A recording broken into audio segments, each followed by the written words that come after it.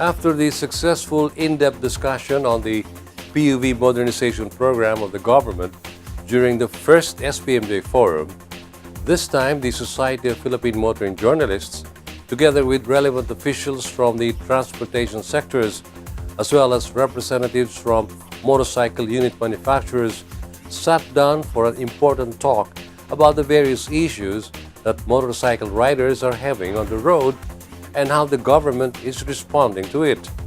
In this week's Motoring Forum, we start by hearing the side of the motorcycle riders.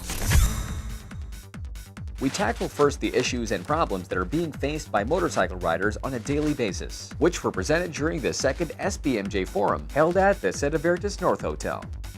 The issues raised by Motorcycle Riders Representative Mr. Jobert Bolanos of Riders of the Philippines and Motorcycle Rights Organization were mostly about rules, policies, and ordinances imposed that they find as anti-rider. Mr. Bolanos started his presentation by citing their issue on the regulation of helmet use. According to the representative, wearing a helmet has been proven to be the best way to remain safe while on the road, and that's why motorcycle riders have always complied with the Republic Act number 10054, which requires them to wear helmets. What it gives us is a law that requires all motorcycle riders to wear a helmet. So this protects the helmet user or the motorcycle rider from a fatal accident. Kasi most fatal accidents are because of head injury. So the helmet has been proven, tried and tested over the years, not only in this country but in other countries as well. So this is a worldwide mandate to create a law to safeguard yung ulo ng mga riders.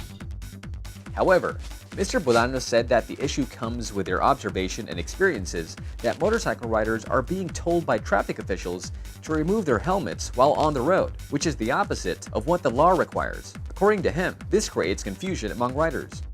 However, in the past years, since the promulgation of this law, what we experience is there are legislation from the local barangay ordinance to the city ordinance to the municipal ordinance to the provincial ordinance asking riders to remove their helmets in operation. So it contradicts national law. And that is where we face some problems. Mr. Bolanos recalled the event in Vigan City, where its local government released an ordinance prohibiting riders to wear helmets for identity and crime prevention purposes. It was called out by the Department of Interior and Local Government, Mr. Catalino Cuy, with a memo citing that it's against the helmet law. However, it continued despite the memo by the DILG. In a memo written by OIC Catalino Cuy, he reminded all the local government that we have a national law in place. But in spite his memo, we still see continuous ordinances being pushed that deprives the rider to protect his head. So, continuous pa ho. So, nagkakaroon ho ng banggaan from the national law and the local ordinances. Still in the topic of laws, Mr. Bolanos continued his presentation by citing the different misinterpretation of laws. One of the major issues is the use of auxiliary lights in motorcycles. According to Mr. Bolanos, the use of LED light has become an issue, which led the Land Transportation Office to release a guideline on the proper use of these lights on motorcycles.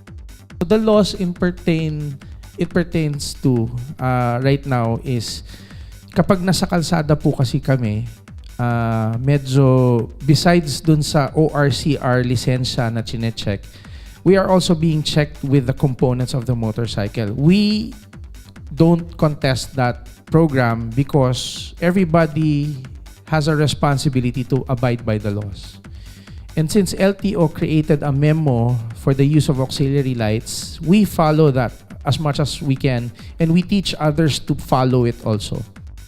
However, Mr. Bolanos stressed that in the recent months, there has been an operational mandate wherein all auxiliary lights are being confiscated, which caused them several problems. There has been a number of apprehensions wherein lights, blinkers have been confiscated. We understand that PD 96 pertains to the use of emergency lights and sirens. However, auxiliary lights, not all of them fall under this mandate. Meron ho tayong simple lights lang on and off which aid motorcycle user kapag napupunta siya sa madidilim na lugar. However, medyo napapatungan po yung iba on the road. Napapatungan sila ng violation ka ng PD 96, bawal ang LED. But PD 96 does not cover LED. It doesn't cover auxiliary lights.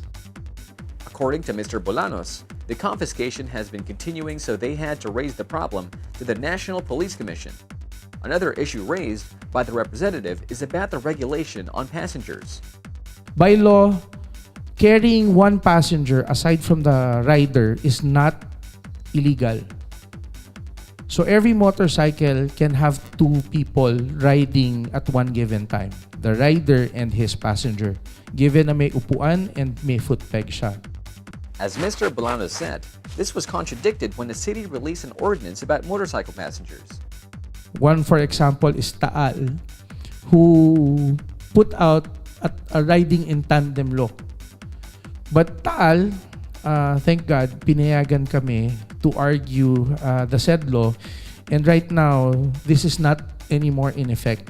What they do is, instead of apprehending people with backriders, what they do is, if you have a backride, you're subject to verification. In connection to this, Mr. Bolanos said that the anti-bike rider ordinance is being implemented in Mandaluyong City. In Mandaluyong City, they started that ordinance. Actually, ito yung first, and we are still fighting this. In Mandaluyong, they criminalize people with passengers, male passengers. Ang pinapayagan lang dito is if the passenger is your son or your father, but if the passenger is your uncle, your lolo, your cousin, you are now considered in violation of that ordinance. Mr. Bolanos said that as per the ordinance, the rider as well as the passenger is being ticketed with a fine of 1,000 pesos each. The representative stated that this is an issue for them because aside from the tickets and fines given to violators, motorcycle riders are being treated as criminals in Mandaluyong. In Mandaluyong City, we are profiled as criminals. We are immediately scorned as a threat to society. Even if national law allows us to carry a passenger in Mandaluyong, we are criminalized. Why do I say criminalized? If you disregard an apprehension in Mandaluyong, you are sent a subpoena and you are charged in court. And after you are charged in court, you are then ordered by court. The court puts out a warrant of arrest and puts you in jail. And then in jail, things happen na hindi naman natin gusto. But again, the purpose of the law is to stop criminality. But when we did our research in Mandaluyong City, in terms of riding in tandem, that was the old term, crimes, the numbers did not change. Actually, the numbers even increased. Continuing, Mr. Bolanos also highlighted their problem with the memorandum circulars for public transport. On MC for Public Transport, we address this because of TNVS, Congress Bills RA 4136, the Tricycle Regulatory Board, LTFRB, and then the purpose is for commuters and then regulating standards. The modern methods right now, through app-based ride-hailing, it's the same with motorcycles. The only difference with this and habal-habal, ang habal-habal walang training ang rider. Ang habal-habal walang insurance ang rider. Pero yung app-based companies like GrabBike, Angkas, they all have that.